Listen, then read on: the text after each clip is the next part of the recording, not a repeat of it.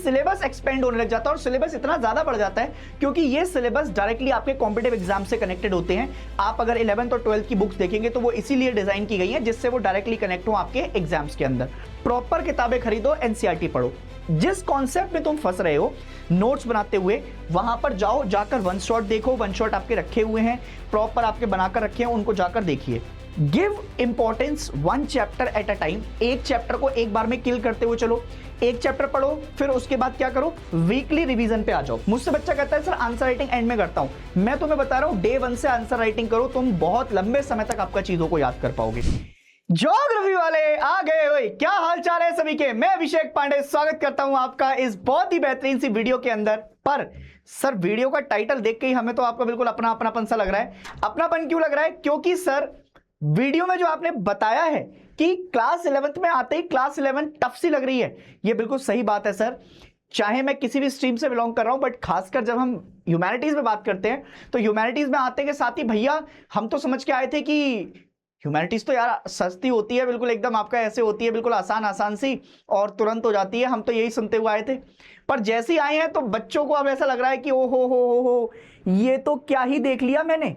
इसमें तो आपका साइंस भी है। जब ज्योग्राफी जैसे सब्जेक्ट में आप उतरते हो, बाकी सब्जेक्ट में आप उतरते हो तो आपको लगता है अरे यार ये तो बड़ी टफ लैंग्वेज है। तो भाई साहब इसीलिए अब ये क्यों टफ लग रही है तुम्हें, उसके बारे में हम इस चीजों में बात करने वाले हैं इस वीडियो के अंदर। पूरी प्रॉपर आपका जो है मैं एक्सप्लेनेशन देने की कोशिश करूंगा।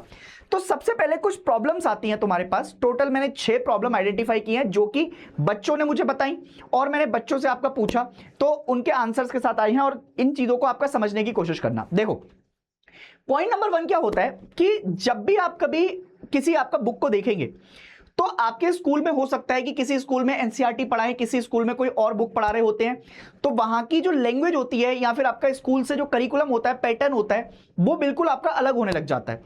क्लास 10 तक आपने जो भी बुक से पढ़ा होता है उसके जो आंसर लिखे होते हैं कॉपी में वो डायरेक्ट आ जाते हैं।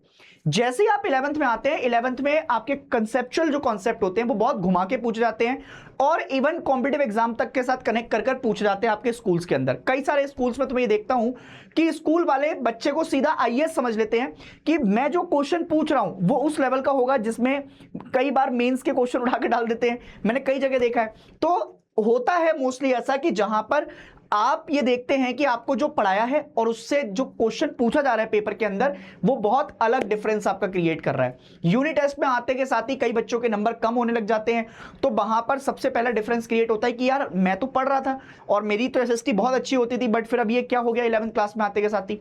तो पहला जो सबसे पहली इंपॉर्टेंट चीज है वो हमें ये समझ में आती है कि आपके पास जो 10th क्लास का पैटर्न था और 11th क्लास का पैटर्न है, उन दोनों में बहुत चेंजेस हैं। स्कूल के लेवल पर आपके पास प्रेशर भी बढ़ चुका है, प्रेशर के साथ साथ आप अपने स्कूल का भी कवर कर रहे हैं, उस पे फिर ये कॉम्पिटिटिव एग्जाम की तैयारी भी करेंगे और साथ साथ आपको इस करिकुलम से भी जूझना है, तो ये एक बड़ा प्रेशर। दूसरा ये होता है कि जब आप 11th ह्यूमैनिटीज में आते हैं तो खासकर आपके पास नए सब्जेक्ट्स आते हैं। अब हर सब्जेक्ट अपना एक डिसिप्लिन लेकर बैठा हुआ है, वो कनेक्टेड है किसी ना किसी इंडिविजुअल सब्जेक्ट के साथ, कई सारे लैंग्वेजेस के साथ कनेक्टेड है। आप एनसीईआरटी पढ़ने जाते हैं, वो एनसीईआरटी दिखती इतनी पतली है, बट वो जब पढ़ने बनाते हैं नोट्स तो 2 कॉपी में नहीं समा पा रहे हैं। भाई साहब इतना ज्यादा टफ लैंग्वेज हो जाती है, एक एक वर्ड का मीनिंग सर्च करने जाते हैं तो वहां पर दिक्कत होने लग जाती है। और सब्जेक्ट के साथ फिर कॉम्पिटिशंस भी हैं कि मैं इस कॉम्पिटिशन की तैयारी कर रहा हूं, मेरा मैच भी है, मेरा ये भी है, बहुत सारी दिक्कतें आती हैं, तो ये समस्याएं आपके पास बैठ जाती हैं। उसके साथ साथ अगर आप ध्यान से देखेंगे तो एनसीईआरटी की लैंग्वेज का कोई और छोर नहीं है, मतलब वो कुछ भी लिख के दे देते हैं। हालांकि एनसीईआरटी सबसे इजी होती है, बट तुम्हारे लेवल पर जब तुम पढ़ते हो एज एन आते हुए तो बहुत टफ लगती है। ऐसा लगता है कि किसी ने बिल्कुल एकदम कोई संस्कृत के वर्ड डाल दिए हो और हमें समझ में ना आ रहे हो, हिंदू की आपका बिल्कुल एकदम वोकैबुलरी टाइप पढ़ रहे हो, तो वैसे हम पढ़ रहे होते हैं। उसके साथ साथ सिलेबस इतना ज्यादा एक्सपेंड होने लग जाता है, खासकर स्पेशली ज्योग्राफी जैसे सब्जेक्ट्स में मैं बात करूं तो वहां पर सिलेबस के चैप्टर्स इतने ज्यादा हो जाते हैं, फिर हर एक सिलेबस के हर एक चैप्टर के अंदर इतने बड़े बड़े डिटेल में आपका नोट्स, तो बच्चा कहता है कि कुछ छोटा दे दो हमें जिससे हम पास हो जाएं।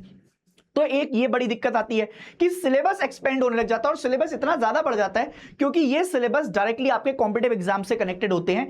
आप अगर 11th और 12th की बुक्स देखेंगे तो वो इसीलिए डिजाइन की गई है जिससे वो डायरेक्टली कनेक्ट हो आपके एग्जाम्स के अंदर। उसके साथ साथ बच्चे की जो आंसर राइटिंग करने का एक तरीका होता है क्लास 10th के अंदर और जो क्लास 11th में आते हुए आपका आंसर राइटिंग करने का तरीका होता है, उन दोनों में बहुत डिफरेंशिएट मांगता है और एक्सपेक्टेशन भी उनसे वैसी रखी जाती है कि आप प्रेजेंटेशन अच्छी रखें, आपके पास डायग्राम भी अच्छे होने चाहिए, आप अगर कहीं पर रिक्वायर्ड है तो उसमें मैप भी बनाएं, मैप के साथ साथ आपके पास क्या होना चाहिए, प्रॉपर एक्सप्लेनेशन होना चाहिए, पॉइंट वाइज आंसर होने चाहिए, सब कुछ अच्छे तरीके से कर आओगे तो आपको नंबर मिलेंगे। दूसरी एक चीज होती है कि जब आप स्कूल के इनिशियल फॉर्म में होते हैं 2-3 महीने तो अभी जून जुलाई तक आपको यही करने में लग जाते हैं, रिजल्ट आता है, रिजल्ट के बाद भैया पापा ने कह दिया कि आप ये स्ट्रीम ले लो, मैं ये स्ट्रीम चूज करना चाहता हूं, मैं इस स्ट्रीम में जाना चाहता था बट ये स्ट्रीम दिला दी गई, स्ट्रीम एडजस्टमेंट में ही आपका टाइम लग जाता है। तो कभी ये स्ट्रीम चेंज कर रहे हैं, कभी वो स्ट्रीम चेंज कर रहे हैं, कभी कुछ हो रहा है, तो इसमें बहुत सारा समय एक बच्चे का चला जाता है। फिर जब वो पढ़ना शुरू करता है तो उसको लगता है बर्डन हो गया बहुत ज्यादा, और फिर वो बैकलॉग पे बैकलॉग, बैकलॉग पे बैकलॉग, बैकलॉग पे बैकलॉग करता हुआ चला जाता है। तो अब इन सारी चीजों के समाधान क्या है? इन सारी चीजों का समाधान है, सबसे पहले तो जो बच्चे अगर प्रारंभ में पढ़ रहे हैं तो बहुत अच्छी बात है। अगर आपने प्रारंभ में अभी तक इनरोल नहीं किया है तो प्रारंभ में तो हम पूरी तैयारी कराते ही हैं, टाइम पर WPP भी आती हैं, आपको डेली गाइडेंस भी मिलती है, मोटिवेशन भी मिलता है, समय समय पर आपको यह भी बताया जाता है कि आप टेस्ट कैसे करते हैं, उन टेस्ट के बेसिस पर आपकी परफॉर्मेंस को जज भी किया जाता है। और अगर आप नहीं पढ़ रहे हैं प्रारंभ से तो कुछ सॉल्यूशंस मैं आपके लिए लेकर आया हूं। जैसे सबसे पहले डेली बेसिस पर आपको कम से कम 1 से 2 घंटे एनसीईआरटी रीडिंग जरूर करनी है। बच्चा सबसे बड़ी गलती क्या करता है, 10th में बहुत अच्छे नंबर आने के बाद उसको यह लगता है अजीनो शाह शहनशाह, नहीं भैया गाना थोड़ा नीचे लेवल का लेकर आओ, इतने ऊपर का लेवल का गाना बजाओगे तो फिर वो नीचे ही गिरोगे तुम। तो सीधे सीधे आपका क्या करना है, 1-2 घंटे आपका जो है एनसीईआरटी को पढ़ो, किताबें छोड़ दो, आपका मतलब ऐसा छोड़ दिए बिल्कुल एकदम अनजाने, और किताबें आधे से तो बच्चों ने तो किताबें नहीं खरीदी होंगी, प्रॉपर किताबें खरीदो, एनसीईआरटी पढ़ो। जिस कॉन्सेप्ट में तुम फंस रहे हो नोट्स बनाते हुए, वहां पर जाओ, जाकर वन शॉट देखो, वन शॉट आपके रखे हुए हैं, प्रॉपर आपके बनाकर रखे हैं, उनको जाकर देखिए। उसके साथ साथ चैप्टर वाइज अपने शॉर्ट नोट्स बनाओ जो कि एग्जाम ओरिएंटेड होने वाले हैं, जो कि तुम्हारे साथ बाद तक रहेंगे, कॉम्पिटिटिव एग्जाम तक रहेंगे, और इसमें इंपॉर्टेंट डेफिनेशन पॉइंट्स को मार्क करते हुए रहिए, एनसीईआरटी में भी हाईलाइट कर दीजिए। ज्योग्राफी में मैप्स और डायग्राम आपके बहुत की पॉइंटर्स होते हैं, इनको अच्छे से पकड़ कर जाइए। ऐसी पॉलिटिकल साइंस में cartoon, map based question, concepts, history में अपने मैप, सोर्स बेस्ड क्वेश्चन, फिर से आपका चैप्टर वाइज इंपॉर्टेंट कॉन्सेप्ट्स, इन पर फोकस करते हुए चलिए तो चीजें थोड़ी सी आसान होती जाएंगी। और एकदम रश मत कीजिए कि मुझे एक दिन में 4 चैप्टर कवर करने हैं, एक दिन में 10 चैप्टर करने हैं, क्योंकि अगर आप ऐसा कर रहे हैं तो पढ़ तो आप लेंगे पर पढ़ने के बाद आप सब भूलते हो जाएंगे।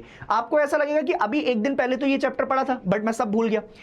Give importance 1 chapter at a time, एक चैप्टर को एक बार में किल करते हुए चलो, एक चैप्टर पढ़ो, फिर उसके बाद क्या करो, वीकली रिवीजन पे आ जाओ। एक हफ्ते में आपने जो भी पढ़ा है उसको प्रॉपर प्रायोरिटाइज कीजिए। At any given cost Saturday Sunday को कम से कम 2 बार जो भी पूरे हफ्ते में आपने पढ़ा है उसका रिवीजन हो जाना चाहिए।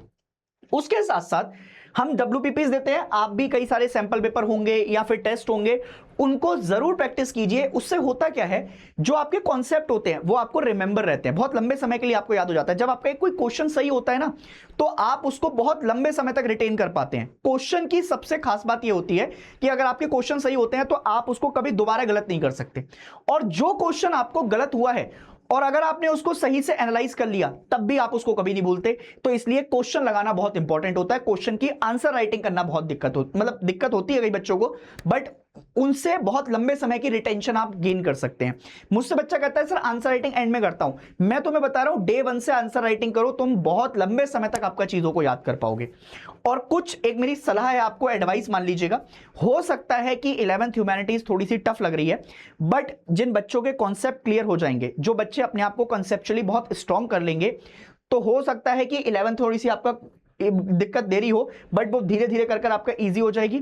और यही वो बच्चे होंगे, देखना जब 12th में जाकर तुम्हारे 90+, 95, 100% नंबर आ रहे होंगे तो तुम्हारा हर जगह आपका डंका बज रहा होगा। तो इसलिए बोलता हूं कि आप आराम से तसल्ली के साथ, बिना प्रेशर के, बिना ये सोचे कि मेरी सराउंडिंग में क्या चल रहा है, फालतू की आपका चीजों से ध्यान भटकाने से, सिर्फ अपने एग्जाम के ऊपर फोकस कीजिए और अपनी पढ़ाई को लगातार करते रहिए। एक स्किल्स अपने साथ इनहेंस रखिए जो कि आपको एज देती जाएगी पढ़ाई के साथ साथ।